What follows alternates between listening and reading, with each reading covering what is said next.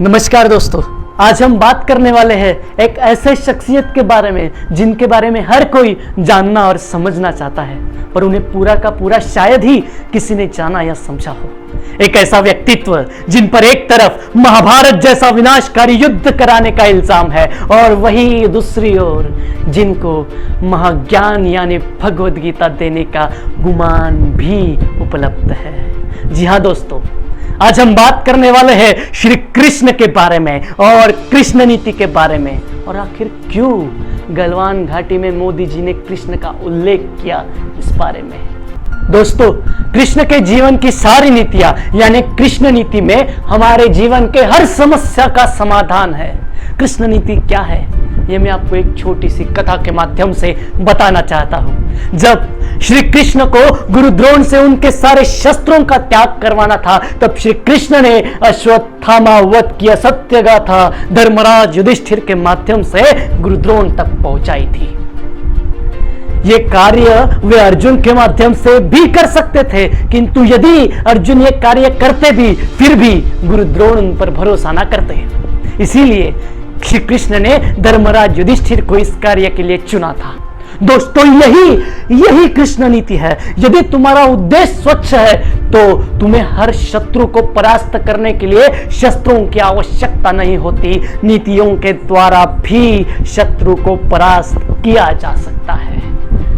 और दोस्तों, आज भारत भी यही कर रहा है। तो चलिए आइए देखते हैं कि गलवान घाटी में आखिर देश के प्रधानमंत्री मोदी जी ने कहा क्या था। हम वो लोग हैं जो बांसुरी धारी कृष्ण की पूजा करते हैं, तो हम वही लोग हैं जो सुदर्शन चक्रधारी कृष्ण को भी आदर्श मान करके चलते हैं।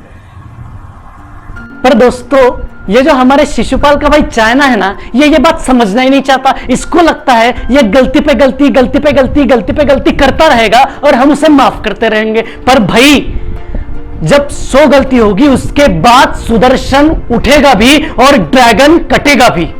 पर दोस्तों, चाइना ऐसी 100 गलती करे उससे केवल चाइना का नहीं, नुकसान तो हमारा भी है। इसलिए हमें चाइना के 100 गलतियों से पहले उसे हराना पड़ेगा, और उसे हराना केवल और केवल कृष्ण नीति से पॉसिबल है। अब यह कृष्ण नीति ही क्यों? क्योंकि दोस्तों, ये जो चाइना है ना, ये शिशुपाल का भाई भी है और दुर्योधन का फैन भी। इसलिए जैसे महाभारत काल में दुर्योधन को धर्म क्या है ये तो पता था, पर वो धर्म की राह पर चलना नहीं चाहता था, वैसे ही चाइना को क्या सही क्या गलत ये पता है, पर चाइना सही राह चुनना नहीं चाहता। और वैसे भी जिस देश को दलाई लामा और मसूद अजहर में से टेररिस्ट को ये ना समझे, उस ना समझ देश से हम उम्मीद भी क्या कर सकते हैं। दोस्तों, मेरे पिछले वीडियो में मैंने आपको बायकॉट चाइनीज प्रोडक्ट के बारे में बताया था। बायकॉट चाइनीज प्रोडक्ट रहे या आत्मनिर्भर भारत, दोनों का उद्देश्य एक ही है कि हमारी धीरे धीरे चाइना पर डिपेंडेंसी खत्म हो जाए। दुश्मन का दुश्मन यानी दोस्त। इसी कृष्ण नीति के तहत आज अमेरिका की युद्धपोत साउथ चाइना सी में भारत के समर्थन में खड़ी है। हाल ही में हमने रशिया से सुखोई और मिग 29 जेट फाइटर प्लेन्स खरीदे, जिससे चाइना पर प्रेशर बना रहे। जापान, ऑस्ट्रेलिया जैसे कई देश आज भारत की पक्ष में भारत के समर्थन में खड़े हैं। दोस्तों, ये सब की सब कृष्ण नीति है। इसी कृष्ण नीति के तहत मोदी जी गलवान घाटी में देश के जवानों का मनोबल बढ़ाने गए थे, और उसी वक्त कृष्ण का उल्लेख करके उन्होंने एक सांकेतिक राजनीतिक संकेत दिया था, जो चाहे हमारे देश के कुछ नासमझों को समझा ना हो, पर चाइना को यह भली भांति समझ गया। इसीलिए चाइना ने एक स्टेटमेंट तुरंत रिलीज किया, जिसमें कहा गया था कि यह सारा मसला हम फ्रेंडली कन्वर्सेशन से सॉल्व कर सकते हैं। खैर दोस्तों, इन परिस्थितियों में जितना महत्वपूर्ण योगदान हमारे देश के जवानों का है, उतनी ही महत्वपूर्ण जिम्मेदारी हमारी इस देश के नागरिकों की भी है कि वो इन परिस्थितियों में अपने मतभेद भूलकर संगठित रहे, साथ रहे। जय हिंद, जय भारत।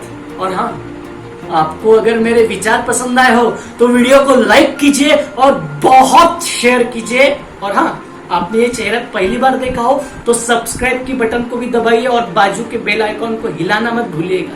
Thank you.